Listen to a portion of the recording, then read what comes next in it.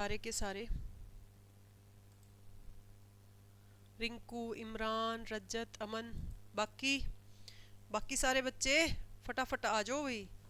Good afternoon to all of you. आज आप geography का नया चैप्टर शुरू करने वाले हैं, यानी कि ज्योग्राफी शुरू करने वाले। हिस्ट्री हमने ऑलरेडी शुरू कर ली थी, एक लेसन हमने हिस्ट्री का कर लिया, ठीक है। नेशनलिज्म यूरोप हो चुका।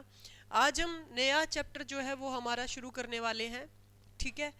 और चैप्टर का नाम शायद मेंशन करना भूल गए हैं पीपीटी में, तो मैं लिख देती हूँ चैप्टर का नाम। चैप्टर है बच्चों रिसोर्सेज एंड डेवलपमेंट। बिल्कुल बेसिक तरीके से करेंगे, ठीक है। कोई भी घबराने की ज़रूरत नहीं है, ठीक है। तो संसाधन और विकास, हिंदी में अगर हम बात करें तो संसाधन और विकास। बहुत बढ़िया रिंकू, चलिए आ जाओ भाई। हिमांशु नमस्ते। सारे बच्चे आगे नहीं आए अभी तक भी। मैम एनसीईआरटी के साथ साथ गाइड भी पढ़ लेंगे। हाँ बिल्कुल भाई, जो भी रिसोर्सेज हैं आपके पास में पढ़िए। अमन अभी तक भी नहीं आए। इमरान ओके, दीपांशु, गगनदीप आ जाओ आ जाओ। तो देखो रिसोर्सेज एंड डेवलपमेंट की अगर हम बात करते हैं बच्चों, तो यहाँ पर देखो जितने भी, सबसे पहले मैं आपको बात बता दूं पीपीटी पे जाने से पहले, जितने भी रजत मैम, मैं पीछे वाली वीडियोस देख रहा हूँ, अभी अटेंडेंस लगवाने हैं भाई। अभी आप ये कर लीजिए, कोई दिक्कत वाली बात नहीं है रजत, ये नया ही चैप्टर शुरू हुआ है तो इसको साथ साथ कर लो। उनको बाद में कर लेना, इतना टाइम होता है तो वो चैप्टर भी कर लेना और इसको भी कर लो। वो हिस्ट्री का, ये ज्योग्राफी का है तो इसको भी कीजिए, ठीक है। तो देखो हमारे पर्यावरण में, हमारे इन्वायरमेंट में जितनी भी चीजें जिनका हम लाभ उठा रहे हैं, जिनसे हम बेनिफिट्स ले रहे हैं, वो सारी की सारी चीजें किस में आती हैं? रिसोर्सेज में आती हैं, ठीक है। कुछ नेचुरल रिसोर्सेज हैं, कुछ मैन मेड है। तो जितने भी, जिनके भी हम बेनिफिट्स ले रहे हैं वो हमारे लिए किसका काम कर रही हैं? रिसोर्सेज का काम कर रही हैं। इस बात को आप ध्यान में रखेंगे। कहने का मतलब everything available in our environment which can be use to satisfy our needs, यानी कि कुछ भी इन्वायरमेंट में अवेलेबल है जो हमारी ज़रूरतों को पूरा कर रहा है, हमारी नीड्स को पूरा कर रहा है, उसे हम क्या कहेंगे? रिसोर्सेज कहेंगे। इट इज टेक्नोलॉजिकली असेसिबल, जो हमें टेक्नोलॉजिकली मिल सके, असेसिबल हो, ठीक है। उसके बाद में इकोनॉमिकली फिजिबल, यानी कि आर्थिक रूप से व्यवहार्य हो, हम उसे ले सके। ऐसा नहीं है कि भाई देखिए चीज़ तो है लेकिन बहुत ज़्यादा महंगी है, उसे वो अफोर्ड ही नहीं कर पा रही हैं, ऐसा नहीं होना चाहिए ना। एंड कल्चरली एक्सेप्टेबल, अब बहुत सारी चीज़ें ऐसी हैं जिन्हें हमारा कल्चर एक्सेप्ट नहीं करता, बट रिसोर्सेज उन चीज़ों में आएंगे जिन्हें हमारा जो कल्चर है वो एक्सेप्ट कर सके।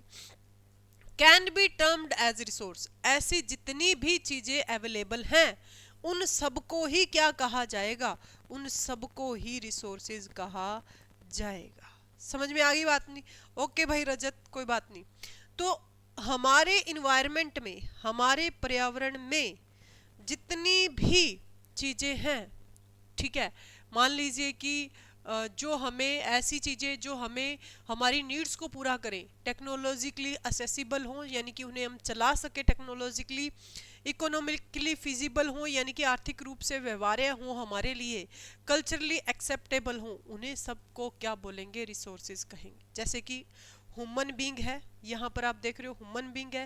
ह्यूमन बीइंग जो है ये इसके फिजिकल इन्वायरमेंट है, नेचर है, फिर टेक्नोलॉजिकली है, इंस्टीट्यूशंस भी हैं। तो ये सारी की सारी चीज़ें किस में आती हैं बच्चों? रिसोर्सेज में आती हैं। किस में आती हैं? रिसोर्सेज में आती हैं। समझ में आ गई इतनी बातें? रिसोर्सेज का मतलब समझ में आ गया आप सब लोगों को? उसके बाद में देखिए, these resources can be classified in the following ways, इन तरीकों से हम इसको क्या कर सकते हैं बच्चों? क्लासीफाई कर सकते हैं। These resources can be classified in the following ways, इन वेज से हम इनको क्या कर सकते हैं, क्लासीफाई कर सकते हैं। On the basis of origin, biotic and abiotic. तो आपसे पेपर में पूछा जाता है कि ओरिजिन के बेसिस पर रिसोर्सेज कितने टाइप के होते हैं। तो बच्चों ओरिजिन के बेसिस पर रिसोर्सेज दो टाइप के होते हैं, जिसे आप क्या बोलते हैं, बायोटिक और एबायोटिक, यानी कि जैविक और अजैविक।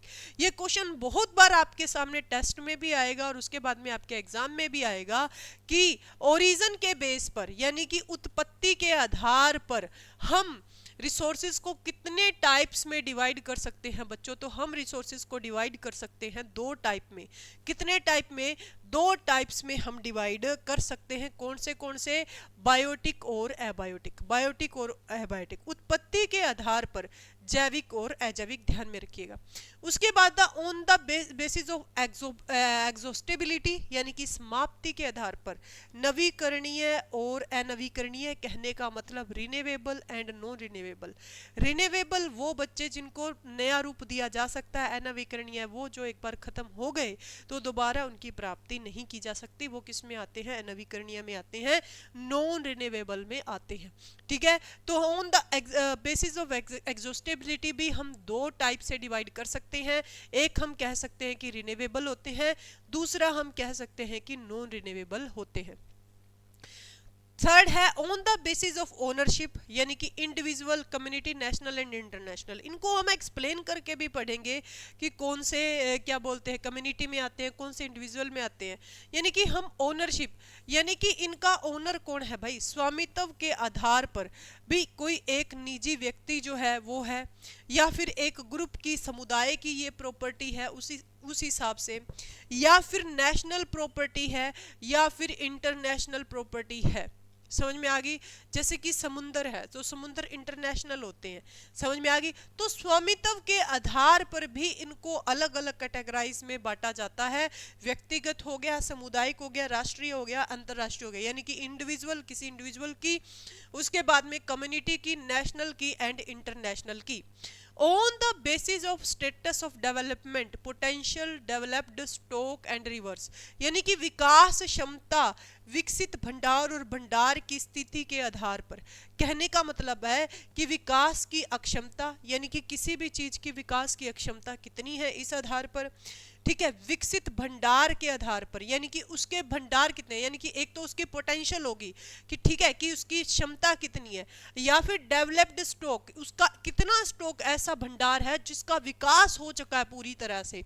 ठीक है, उसके बाद में रिवर्स के, यानी कि स्थिति के आधार पर, रिजर्व के आधार पर, सॉरी, कि उसकी इस टाइम पर स्थिति क्या है। इन सभी के, इनको हम एक्सप्लेन्ड वे में भी आगे पढ़ेंगे। ये सिर्फ और सिर्फ मैंने आपको बताया है कि रिसोर्सेज जो है वो कितनी टाइप से कैसे कैसे कैटेगराइज किए जा सकते हैं। तो एक बार दोबारा से अगर हम यहाँ पर निगाह मारें तो on the basis of origin, biotic and abiotic, जैविक और अजैविक, समझ में आ गई इतनी बातें। On the basis of exhaustibility, renewable and non renewable, यानी कि व्यक्तिगत, नवीकरणीय और अनवीकरणीय, समझ गए। इसके बाद on the basis of ownership के बेस पर individual, community, national and international. On the basis of status, development, potential, developed stock and reserve जिसको बोलते हो। इन संसाधनों को निम्नलिखित प्रकार से वर्गीकृत किया जा सकता है। ये जो टाइप है मैंने बता दिए सारे के सारे। अब उसके बाद में देखो, ये डायग्राम को समझने की कोशिश कीजिए आप। आई थिंक अगर आपको ये डायग्राम दिख रहा है तो ठीक है, अदरवाइज मैं इसको बहुत अच्छे से एक्सप्लेन कर सकती हूँ, इसको बड़ा करके। ठीक है, इसको बड़ा करते हैं हम लोग। सबसे पहले तो यहाँ तक बड़ा करते हैं। देखो, रिसोर्सेज क्या क्या होते हैं, संसाधन नेचुरल होते हैं एक तो, और एक होते हैं ह्यूमन। जैसे कि मैंने आपको बोला था कि एक नेचुरल रिसोर्सेज होते हैं और एक ह्यूमन होते हैं, यानी कि ह्यूमन रिसोर्सेज और नेचुरल रिसोर्सेज। समझ में आ गई बात इतनी। तो यहाँ पर देखो, नेचुरल की बात करूँ तो रिन्यूएबल और नॉन रिन्यूएबल जो हैं वो किस में आते हैं बच्चों, नेचुरल में आते हैं। अगर यहाँ पर हम ह्यूमन की बात करें तो स्ट्रक्चर जितना भी आप यहाँ पर देख रहे हैं, स्ट्रक्चर कोई बना हुआ है, कोई इंस्टीट्यूशन है, वो किस में आ रहा है, ह्यूमन में। क्वांटिटी एंड क्वालिटी किसी भी किसकी कैसी क्वांटिटी है, क्वालिटी है, वो भी किस में आ रहा है, ह्यूमन में आ रहा है। ठीक है, ये आप अच्छे से एक्सप्लेन करेंगे। अब यहाँ पर जो नेचुरल है वो बहुत बड़ा रोल प्ले करते हैं, क्योंकि देखिए जितने भी रिसोर्सेज हम यूज़ कर रहे हैं उनमें नेचुरल का बहुत बड़ा रोल है। जैसे कि रिन्यूएबल में कॉन्टिन्यूस और फ्लो एग्जाम्पल, जैसे कि वाइंड और वाटर, यानी कि रिन्यूएबल वो हैं जो कभी ख़त्म नहीं हो सकते। जैसे कि सन से हमें लाइट मिल रही है तो वो कभी भी ख़त्म नहीं हो सकती, तो सन कैसा हो गया, रिन्यूएबल सोर्स ऑफ एनर्जी हो गया। ठीक है, नवीकरणीय हो गया। उसी हिसाब से वाइंड जो है, ठीक है, वाटर जो है, ये सारे के सारे बच्चों किस में आते हैं, रिन्यूएबल में आते हैं। अब रिन्यूएबल के भी दो एग्जाम्पल हैं, एक तो कॉन्टिन्यूस और फ्लो जो हमेशा चलते ही रहते हैं, जैसे कि वाइंड हो गया, वाटर हो गया, सन से हमें लाइट मिल रही है तो वो भी किस में आएगा, कॉन्टिन्यूस फॉर्म में ही आएगा। ठीक है रजत मैम, इसकी कॉपी लगानी पड़ेगी या ऐसे ही समझ में आ जाएगा, पीसीबी के तो नोट्स बना रहा हूँ। भाई इसकी कॉपी मैं आपको नोट्स दे दूंगी, इसकी कॉपी लगाने की जरूरत नहीं है आपको। ठीक है, अगर आप लगाना चाहते हो तो भी आपकी इच्छा है, बट मैं नहीं बोलूंगी आपको। ठीक है, अब यहाँ पर देखो बायोलॉजिकल की अगर बात करें तो एक तो रिन्यूएबल में आ गया कॉन्टिन्यूस और फ्लो, जो कॉन्टिन्यूस फ्लो कर रहे हैं। ठीक है, बायोलॉजिकल में आ गया नेचुरल वेजिटेशन, जैसे कि फॉरेस्ट।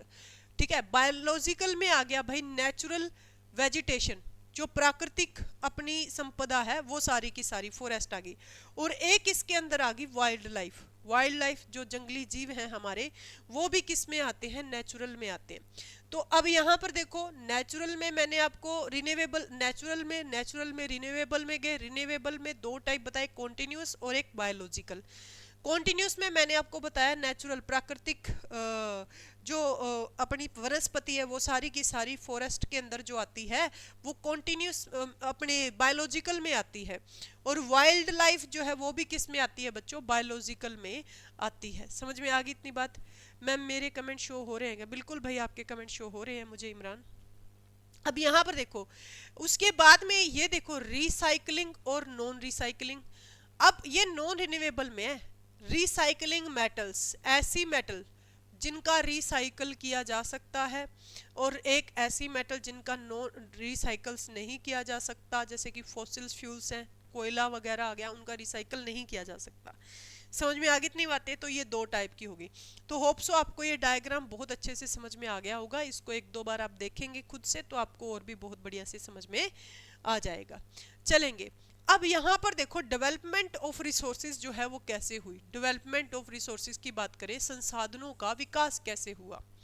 तो देखो आप सभी को पता है कि जो संसाधन है वो हमारे जीवन के लिए बहुत ज़्यादा जरूरत है। अगर हमारे पास में रिसोर्सेज ही नहीं है तो भाई हम मतलब कि अपनी नीड्स को पूरा कर ही नहीं सकते।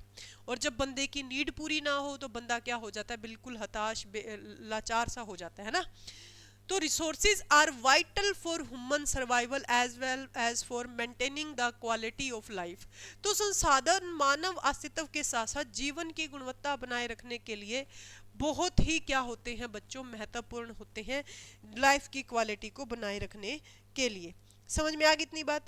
अब यहाँ पर देखिएगा ऐसा माना जाता है कि संसाधन प्रकृति के निःशुल्क उपहार हैं, यानी कि हमें प्रकृति से बिना किसी रेट के मिले लेकिन फिर भी हम उनका इस्तेमाल बहुत अच्छे से कर नहीं रहे। परिणाम स्वरूप मानव ने इनका अंधाधुंध उपयोग किया और इसके परिणाम स्वरूप निम्नलिखित प्रमुख समस्याएं उत्पन्न हुई। बहुत सारी समस्याएं उत्पन्न हुई। कौन सी समस्याएं उत्पन्न हुई भाई? देखो डिप्लेशन ऑफ रिसोर्सेज होने लगा, satisfying the greed of a few individual, यानी कि कुछ ऐसे लोग जो अपनी नीड्स को पूरा करने के लिए उन्होंने संसाधनों का इतना ज़्यादा दोहन किया कि वो कुछ लोगों तक तो पहुंच ही नहीं पाए। कुछ व्यक्तियों की लालच को संतुष्ट करने के लिए संसाधनों का क्या हुआ, बहुत ज़्यादा भाई हराश हुआ।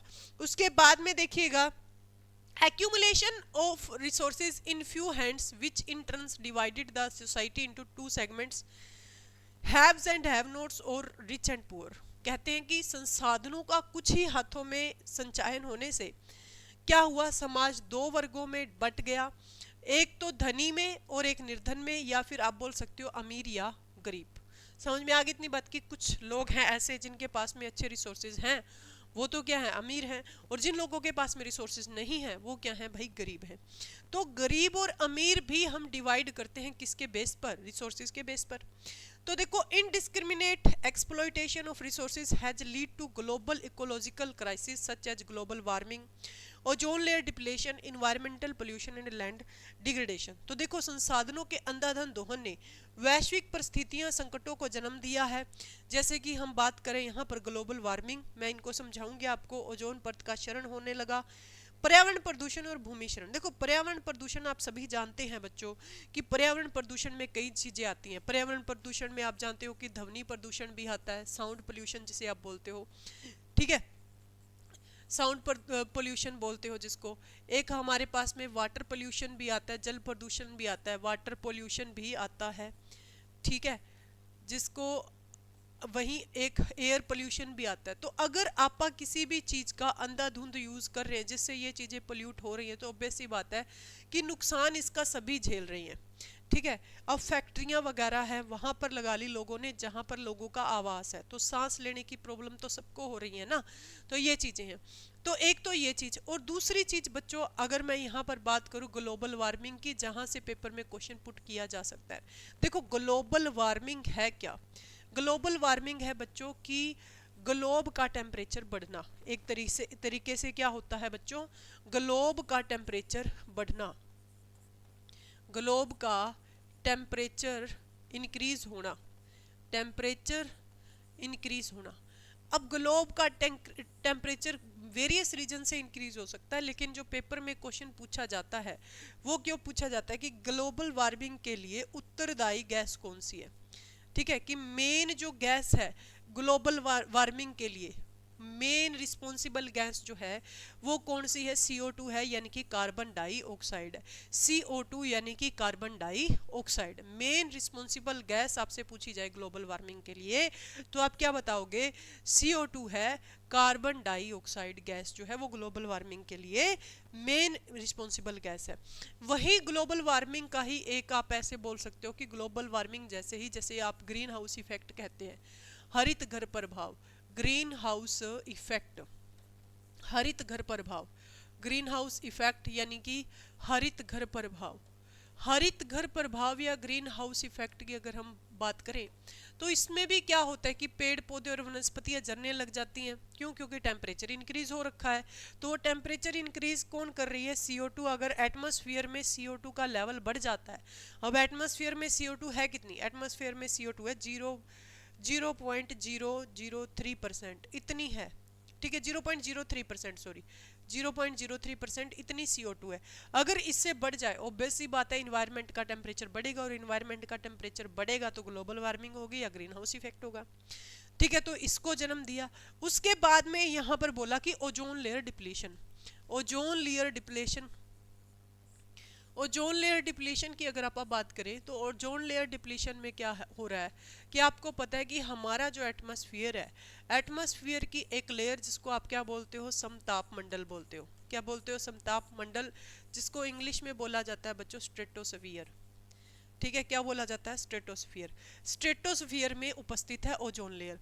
ओजोन लेयर क्या काम कर रही है, जो सन से हानिकारक यूवी रेज आ रही हैं, कौन आ रही हैं, यूवी रेज, जिसको क्या बोलते हो बच्चों आप, अल्ट्रा वायलेट रेज बोलते हो। क्या बोलते हो, अल्ट्रा वायलेट रेज बोलते हो। इन अल्ट्रा वायलेट रेज को पृथ्वी पे आने से, अर्थ पे आने से रोक रही है। इसीलिए इसको आप ओजोन लेयर को पृथ्वी की छत भी कहते हैं या छाता भी कहते हैं। तो ये इस पे आने से रोक रही है, इस पे आने से रोक रही है यूवी रेज को। तो आप सोचिए, अल्ट्रावायलेट रेज को इधर आने से रोक रही है, इधर आने से रोक रही है, तो स्किन कैंसर जैसे डिजीज नहीं होते, ठीक है, स्किन कैंसर जैसे डिजीज नहीं होते। अब मान लीजिए कि ये सीधी पृथ्वी पर आने लग जाएं, तो स्किन कैंसर जैसे डिजीज होने लग जाएंगे। तो अभी ऐसा बोला जा रहा है कि इतनी ज़्यादा मतलब कि एक्सपेरिमेंट हो रहे हैं अर्थ पे, जिसकी वजह से ओजोन लेयर क्या हो रही है, डिप्लीट हो रही है, डिप्लीशन हो रहा है इसका। तो ऑब्वियस सी बात है कि ये यूवी रेज जो हैं ये अर्थ पे आएंगी, कैंसर जैसी बीमारियां जो हैं वो होंगी। समझ में आ गई बात इतनी, ठीक है भाई। तो ऐसी बीमारियां, भूमि खिसक रही है, डिग्रेडेशन हो रहा है, इन्वायरमेंटल पोल्यूशन हो रहे हैं, तो ये सारी की सारी चीज़ें जो हैं वो आपा एक्सप्लॉइटेशन कर रहे हैं रिसोर्सेज का, उसके कारण ही हो रही हैं। समझ में आई इतनी बातें? होप सो इतनी बातें आपको बहुत बढ़िया समझ में आ गई होंगी। उसके बाद चलो, सस्टेनेबल डेवलपमेंट क्या होता है, सतत विकास क्या होता है, जो कि बहुत ज़्यादा जरूरी है। सतत विकास कहता है कि जो रिसोर्सेज है ना, उनका बराबर में बंटवारा होना चाहिए। ऐसा नहीं है कि कुछ लोगों को तो बहुत ज़्यादा रिसोर्सेज मिल गए और कुछ लोगों को रिसोर्सेज जो हैं उन वो अवेलेबल ही नहीं हो पाए। तो सतत विकास जो है वो होना चाहिए। समझ में आ गई? आज के टाइम पर हम क्या कर रहे हैं, देखो हम अपन नॉर्मली अपने लेवल पे बात करते हैं, बड़े लेवल पे तो अपन जाते ही नहीं। देखो आज के टाइम पर क्या हो रहा है कि आप वाटर का बहुत ज़्यादा यूज़ कर रहे हैं, अननेसेसरी यूज़ कर रहे हैं। ठीक है, मतलब कि आप ऐसे लगा लीजिए कि जहाँ पे एक बाल्टी पानी से काम हो सकता है, वहाँ पर दो दो तीन तीन बाल्टियाँ जो हैं वो यूज़ कर रहे हैं। ठीक है, पानी ऐसे ही बिखर रहा है। आप कई गाँवों में जाते हैं तो सड़कें बिल्कुल, पाइप खुली होती है, टूटी जो है वो खुली चल रही होती है, टैप जो है वो चल रही होती है, कोई दिक्कत नहीं है, पानी बहता है तो बहता जाए। ये चीज़ें हो रही हैं। लेकिन आप ऐसे लगा के चलिए कि जो हमारे आने वाली जो जनरेशन है उनके लिए हम क्या छोड़ रहे हैं।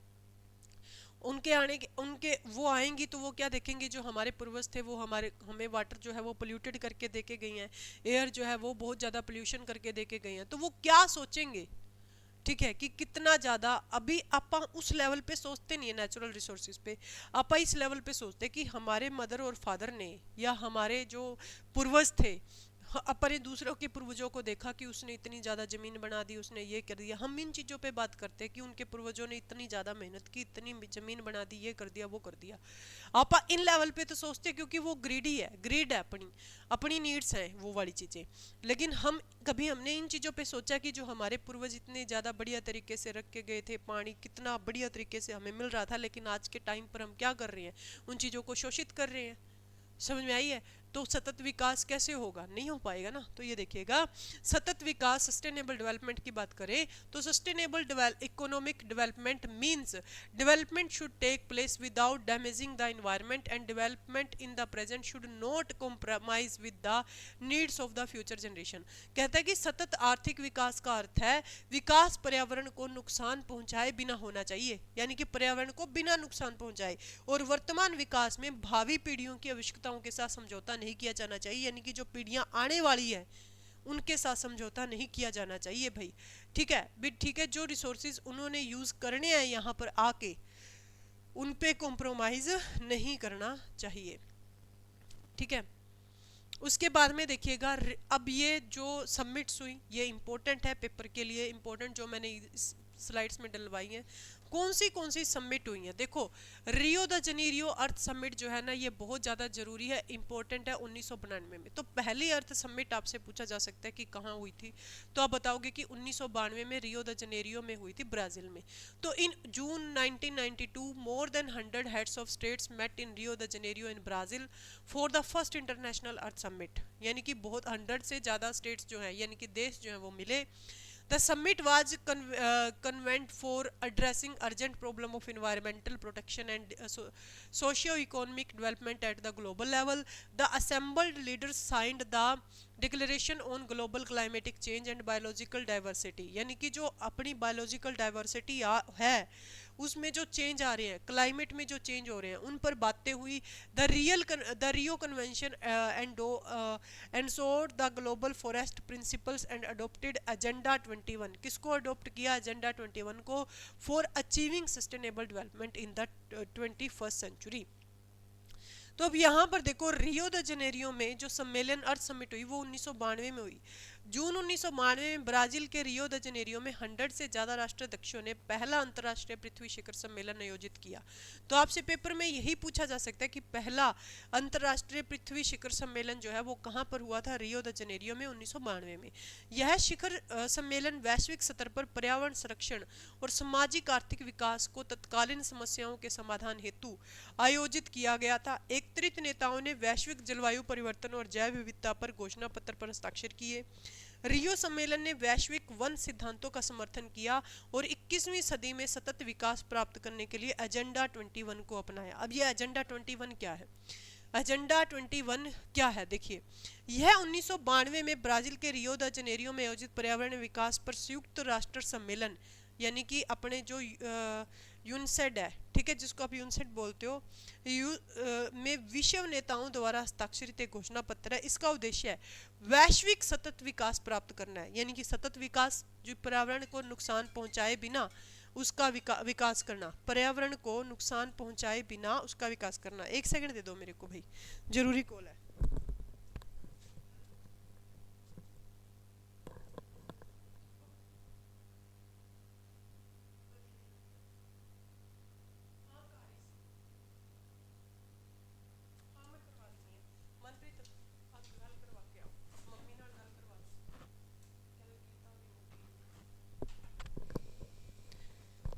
हेलो, चलिए, तो यहाँ पर देखो, ये घोषणा पत्र है। अब यहाँ पर देखिएगा, इसका उद्देश्य है वैश्विक सतत विकास प्राप्त करना। यह साझा हितों, पारस्परिक आवश्यकताओं और साझा साझा जिम्मेदारियों पर वैश्विक सहयोग के माध्यम से पर्यावरणीय क्षति, गरीबी और बीमारियों से निपटने का एक एजेंडा है। एजेंडा 21 का एक प्रमुख उद्देश्य यह है कि यह प्रत्येक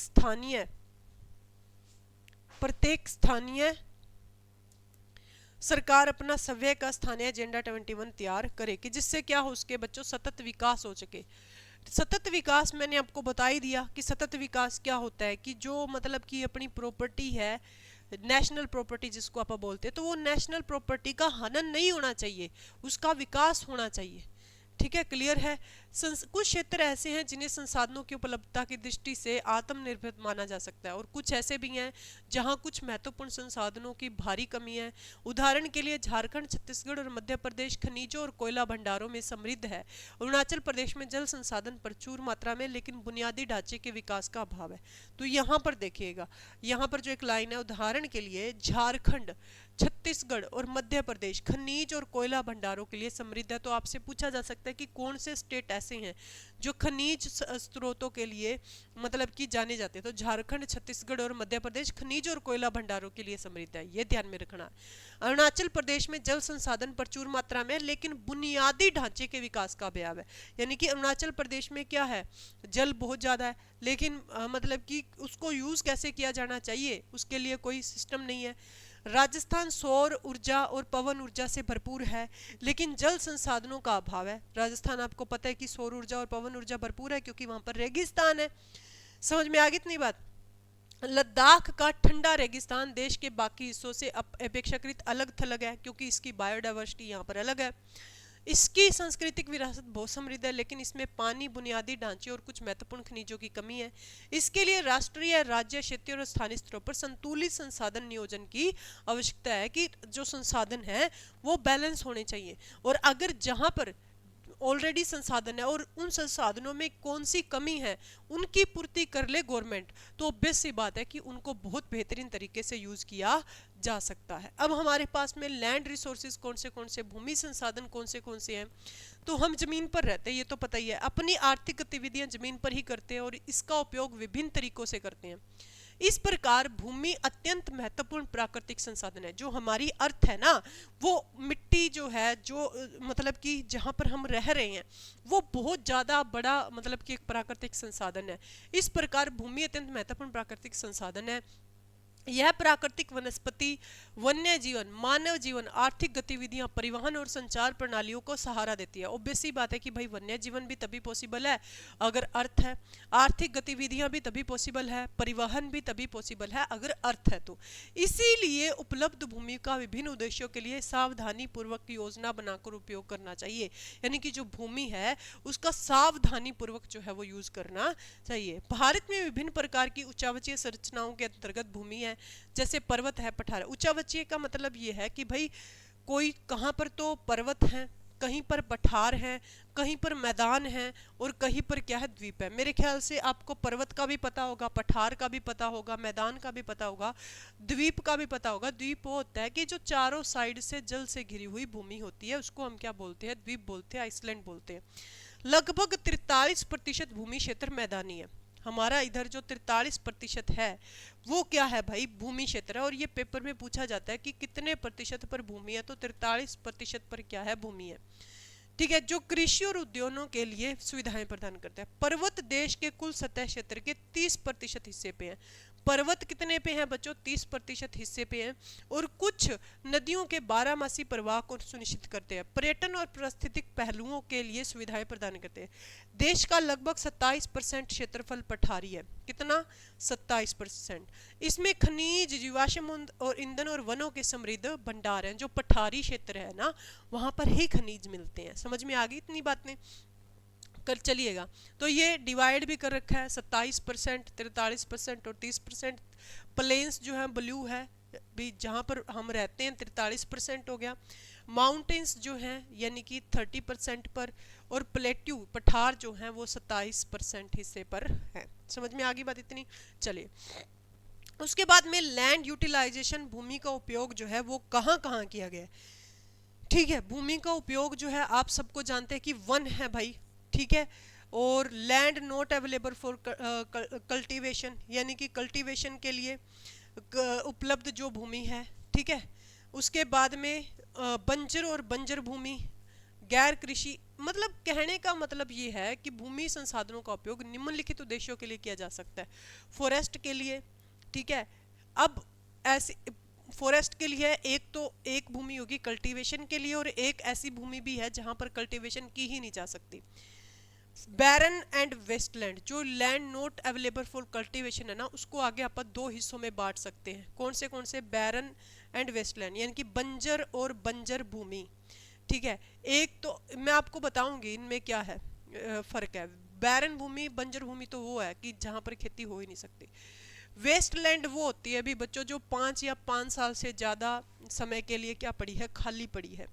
land put to non agriculture uses, buildings होगी, ठीक है, रोड्स होगी, फैक्ट्रीज होगी। ये यहाँ पर एग्रीकल्चर तो नहीं होती ना, एग्रीकल्चर नहीं होती तो उसको बिल्डिंग बनाई जाएंगी, वहाँ पर रोड्स बनाए जाएंगे या फिर फैक्ट्रीज होगी। तो ये इन चीज़ों के लिए हम इसको यूज़ कर सकते हैं, ठीक है। उसके बाद में अदर अनकल्टिवेटेड लैंड्स जो हैं, एक्सक्लूडिंग फेलोज लैंड जिसको बोल सकते हो आप, ठीक है। अन्य बंजर भूमि जो प्रति भूमि को छोड़कर है, ठीक है। प्रति भूमि वो होती है बच्चों जो मतलब जमीन ऐसी है कि जिस पर पहले खेती होती थी लेकिन अब खेती अच्छे से होती नहीं, तो इस वजह से उस भूमि को क्या छोड़ दिया गया है, खाली छोड़ दिया गया है, ठीक है, जिसको प्रति भूमि कहा जाता है, फेलोलैंड कहा जाता है। तो अब दूसरी इस भूमि के अलावा जो और भूमि है वो कौन सी है, जो चारगाह है, मतलब खाली मैदान पड़े हैं, वहां पर घास है, यानी कि पशु भेड़ बकरियां जो हैं वो वहां पर जाकर क्या कर लेती हैं, चरती हैं सारी की, जिसको चारगाह बोला जाता है। Permanent pastures and grazing land, यानी कि स्थानीय चारगाह और चारगाह भूमि। विविध वृक्ष फसलों के अंतर्गत भूमि शुद्ध बोए गए क्षेत्र में शामिल नहीं है। शुद्ध बोए गए क्षेत्र में क्या है कि एक तो ऐसे पौधे जिनको इंसान खुद बोता है अपने यूज के लिए या फिर किसी पर्पज के लिए हम बोते हैं, वो होते हैं शुद्ध बोए गए क्षेत्र। लेकिन उनके अलावा विविध वृक्ष फसलों के अंतर्गत जो भूमि आती है उनको हम मतलब कि अन्य बंजर भूमि में काउंट करते हैं। कृषि योग्य बंजर भूमि, 5 से अधिक कृषि वर्षों से बंजर पड़ी हुई भूमि जो होती है ना, उसको कल्चरेबल वेस्टलैंड बोलते हैं, कि जिसको हम अनकल्टिवेटेड छोड़ रखा है हमने 5 साल से ज़्यादा समय के लिए, उसको बोलते हैं कृषि योग्य बंजर भूमि।